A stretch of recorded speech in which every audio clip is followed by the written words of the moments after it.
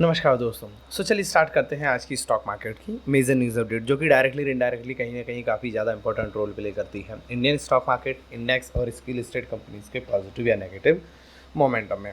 Friday को US market की बात अगर हम करें तो यूएस मार्केट में काफ़ी अच्छी तेज़ी देखने को मिली और मार्केट के जो तीनों ही मेजर इंडेक्स है वो फ्लैट टू पॉजिटिव साइड में क्लोजिंग इन्होंने हमें प्रोवाइड की है। जहां अगर हम बात करें Dow Jones industrial average around 0.6% के आसपास पॉजिटिव रहा। वहीं अगर हम देखें S&P 500 0.4% पॉजिटिव और नेस्डैक ऑलमोस्ट फ्लैट के आसपास इन्होंने क्लोजिंग प्रोवाइड किया है। इसके पीछे के मेजर रीजंस की अगर हम बात करें तो यूएस मार्केट में फेडरल रिजर्व की ओर से थर्सडे इवनिंग में जो इंटरेस्ट रेट्स हैं उनमें अराउंड 25 बेसिस पॉइंट का कट लिया गया है, जिसकी वजह से थोड़ी सी मार्केट ने बुलिशनेस शो की है। एंड उसके बाद अगर हम बात करें चाइना के साथ में जो ट्रेड वॉर जैसी कंडीशंस चल रही है, प्लस यूएस के अंदर जॉब रिपोर्ट का डेटा आया हुआ था, जो कि मार्केट या इकोनॉमी में करंट कंडीशंस के लिए एक तरह से फेवरेबल आया है। और इससे ये जो जॉब रिपोर्ट आई है वो एक्सपेक्टेशन से काफ़ी अच्छी आई है, जितना मार्केट ने एक्सपेक्ट किया था उससे अच्छा नंबर आया है जॉब रिपोर्ट का।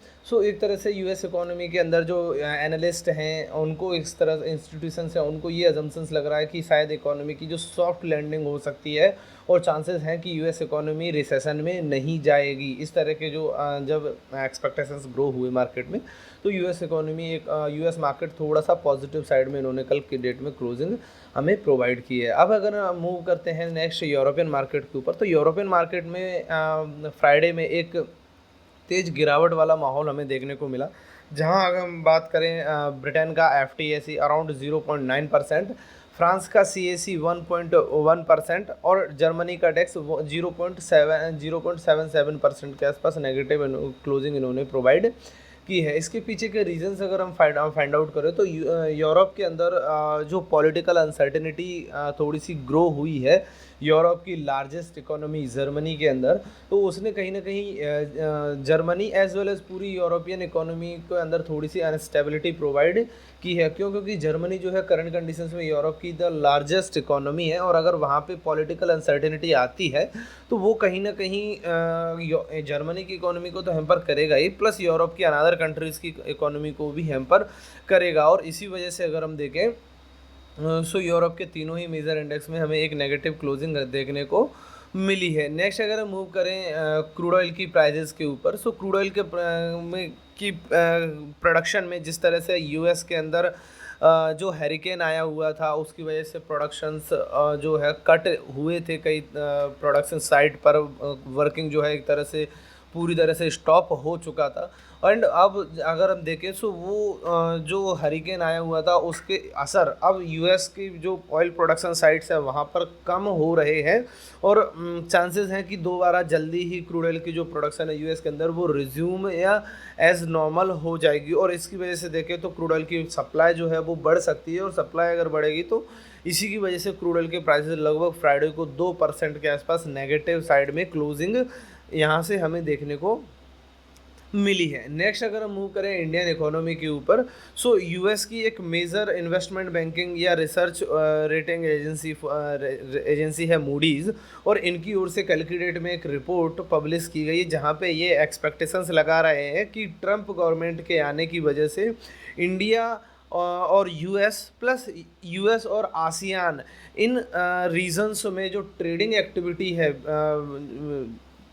यूएस के साथ में जो आसियान और इंडिया की जो ट्रेडिंग एक्टिविटी है या ट्रेड है वो बढ़ सकते हैं। रीज़न कि जिस तरह से प्रीवियस टेन्योर में ट्रंप के में हमें देखने को मिला था कि यूएस की चाइना के साथ में ट्रेड वॉर स्टार्ट हुआ था, एंड अब अगेन जो है ट्रंप पावर में आ रहे हैं और उनके अभी से जो स्टेटमेंट्स जो है उनकी ओर से रिलीज़ किए जा रहे हैं उससे भी चांसेस हैं कि शायद अगेन चाइना के साथ में ट्रेड वॉर स्टार्ट हो सकता है। और इसका जो बेनिफिट है कहीं ना कहीं इंडिया या आसियान कंट्रीज़ को या साउथ एशियन कंट्रीज़ को देखने को मिल सकता है। यहाँ पे ट्रेड वॉर यूएस के साथ में बढ़ सकता है। ये जो न्यूज़ है वो US economy as well as Indian economies और आसियान कंट्रीज़ की इकोनॉमी के लिए एक तरह से काफ़ी फेवरेबल है। और आसियान जो एक तरह से बात करें तो इंडियन या साउथ एशियन रीजन ही है। यहाँ पे अगर ट्रेडिंग एक्टिविटी या इकोनॉमीज़ ग्रो होती है इट्सल्फ वो इंडिया के लिए भी एक तरह से पॉजिटिव है कि इंडिया की रीजनल इकोनॉमीज़ ग्रो हो रही है, सो इंडिया के साथ उनके भी ट्रेडिंग एक्टिविटी बढ़ सकती है।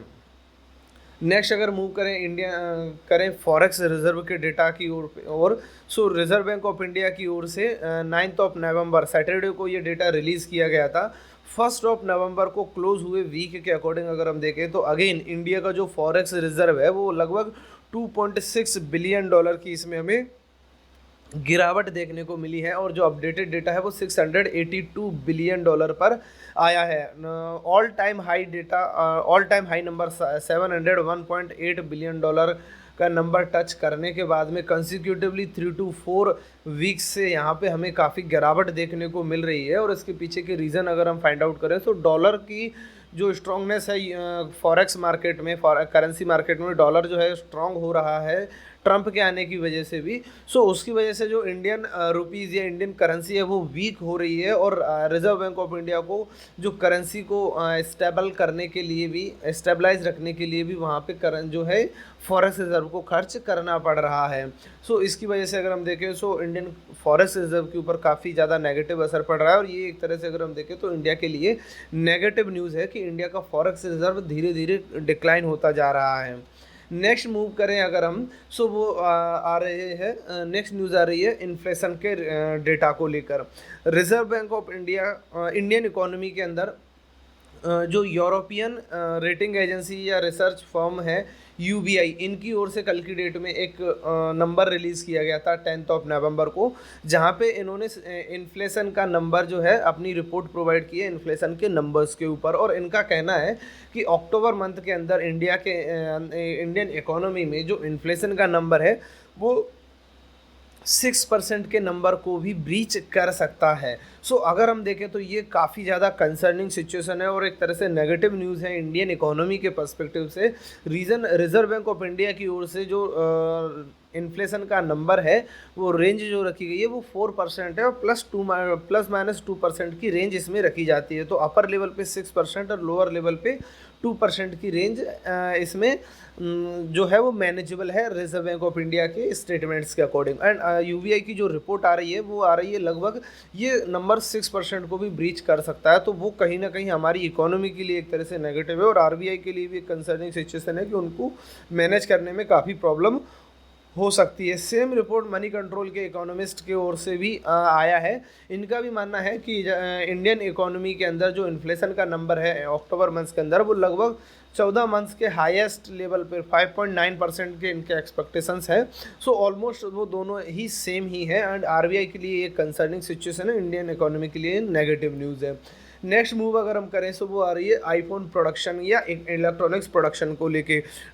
चूँकि यूएस के अंदर जो इलेक्शंस हुए हैं और वहाँ पे ट्रम्प जो है वो दोबारा पावर में आए हैं, एंड जनवरी 2025 में वो अपनी पावर जो है संभालेंगे। सो चांसेस बन रहे हैं कि ट्रम्प के आने के बाद में अगेन यूएस और चाइना का जो ट्रेड वॉर है वो दोबारा स्टार्ट हो सकता है, और इसका एक डायरेक्ट बेनिफिट इंडियन इकोनॉमी को देखने को मिल सकता है। आईफोन प्रोडक्शन जो इंडिया के अंदर अभी तक हो रहा है, एप्पल जो है उसको लगभग डबल कर सकती है। Around $30 billion annually production iPhones का इंडिया के अंदर हो सकता है, जो कि कहीं ना कहीं इंडियन इकोनॉमी के लिए एक तरह से काफ़ी ज़्यादा पॉजिटिव होगा। और अगर ये प्रोडक्शन इंडिया के अंदर होता है तो लगभग 2 लाख न्यू जॉब्स इंडिया के अंदर जनरेट हो सकती है। प्लस एक तरह से ये इंडस्ट्रियल या इलेक्ट्रॉनिक्स प्रोडक्शन का ये जो बेस इनकी ओर से क्रिएट किया जा रहा है, ये कहीं ना कहीं दूसरी कंपनीज़ के लिए एक तरह से पॉजिटिव सिग्नल के तौर पे वर्क करेगा, और वो भी इंडियन इकोनॉमी की ओर अट्रैक्ट हो सकती है मैन्युफैक्चरिंग के लिए। नेक्स्ट अगर हम मूव करें, यूरोप की एक मेजर इन्वेस्टमेंट बैंकिंग या रिसर्च फर्म है बार्कलेज, एंड इनकी ओर से जो अजम्पशंस लगाए गए हैं, इनकी ओर से एक रिपोर्ट पब्लिश की गई जहां पे ये अज्यूम कर रहे हैं कि इंडिया की जो इकोनॉमी है वो Q2 के अंदर 6.2% से ग्रो कर सकती है। ये ऐसा इनका अनुमान है। और अभी तक हम अगर बात करें वर्ल्ड के जितने भी मेजर फाइनेंशियल इंस्टीट्यूशंस हैं उनकी ओर से जो अजम्पशंस लगाए गए हैं उनमें से ये लोएस्ट नंबर इनकी ओर से अज्यूम किया गया है। तो कहीं ना कहीं अगर हम इनके एजम्पशंस को सही माने तो ये इंडिया के लिए कंसर्निंग या नेगेटिव न्यूज़ है।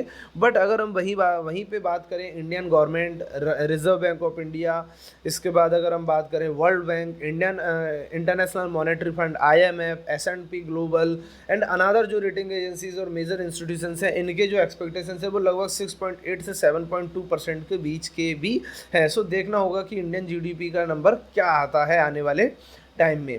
नेक्स्ट अगर हम मूव करें क्वार्टरली रिजल्ट सेशन की ओर से, सो वहाँ पे आज अगर जो मेजर कंपनीज के रिजल्ट्स आने वाले हैं Q2 के, उनमें ONGC, Britannia industries, Hindalco, Shri cement, NMDC, UPL, Hind copper and ऐसी ही लगभग 305 से ज़्यादा कंपनीज हैं जिनके रिजल्ट्स आज की डेट में डिस्क्लोज होने वाले हैं। ये अपने फाइनेंशियल रिजल्ट्स डिस्क्लोज करने वाले हैं। सो किस तरह से इनका रेवेन्यू ग्रोथ हो रहा है, किस तरह से इनके फाइनेंशियल्स ग्रो हो रहे हैं, प्रॉफिटेबिलिटी किस तरह से ग्रो हो रही है, इन चीज़ों को हम ध्यान में रखते हुए मिड टू लॉन्ग टर्म के लिए इन्वेस्टमेंट की इनमें प्लानिंग कर सकते हैं। नेक्स्ट एंड फाइनल न्यूज़ आ रही है, वो आ रही है फ्यूचर एंड ऑप्शंस कॉन्ट्रैक्ट, जो कि आज की डेट में बैंक की कैटेगरी में रखे गए हैं। इनमें अगर हम देखें मनप्पुरम फाइनेंस को इस कैटेगरी में ऐड किया गया है, Aditya Birla fashion and retail limited and granules India, इनको इसमें मेंटेन किया गया है। ये प्रीवियस ट्रेडिंग सेशन में भी बैंक की कैटेगरी में थे और इसको इन दोनों को अगेन इसमें मेंटेन किया गया है। मीन्स इन तीनों कंपनियों के फ्यूचर एंड ऑप्शंस कॉन्ट्रैक्ट में आज की डेट में हम कोई भी फ्रेश एंट्री नहीं बना सकते हैं। सो फ्रेंड्स, यही थी आज की मेजर न्यूज़ अपडेट। चलिए मिलते हैं नेक्स्ट न्यूज़ सेशन के साथ, तब तक के लिए थैंक यू वेरी मच।